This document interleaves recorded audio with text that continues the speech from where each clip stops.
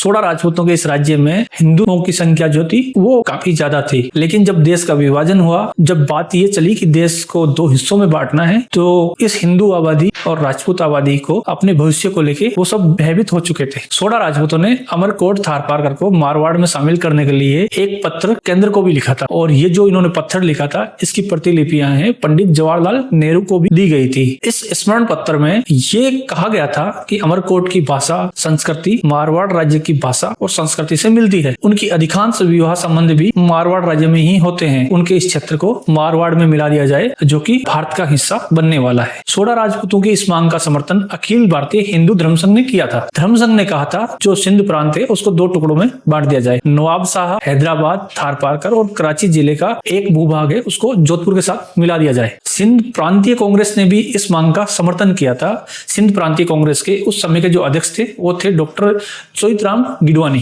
गिडवानी ने ये कहा था कि थारपारकर जिले में हिंदुओं की संख्या वो काफी ज्यादा है, स्पष्ट इनका बहुमत है, तो इस आधार पर थारपारकर को जोधपुर राज्य में शामिल कर दिया जाना चाहिए। लेकिन दुर्भाग्य ये रहा कि केंद्रीय नेताओं ने इन मांगों की तरफ कोई ध्यान नहीं दिया। महाराजा हनुमंत सिंह जी ने जब सोडा राजपूतों का प्रतिनिधि मंडल उनसे मिलने आया तो महाराजा ने यह आश्वासन दिया था कि उनकी मांगों में वो पूरा सहयोग करेंगे और प्रयास करेंगे कि थारपारकर अमरकोट जो रियासत है वो भारत का हिस्सा बने। महाराजा जब दिल्ली गए तो उन्होंने अनेक नेताओं से इस विषय पे बातचीत भी की थी, लेकिन इस विषय पे डॉक्टर श्यामा प्रसाद मुखर्जी को छोड़कर अन्य किसी भी नेता ने कोई रुचि नहीं दिखाई थी।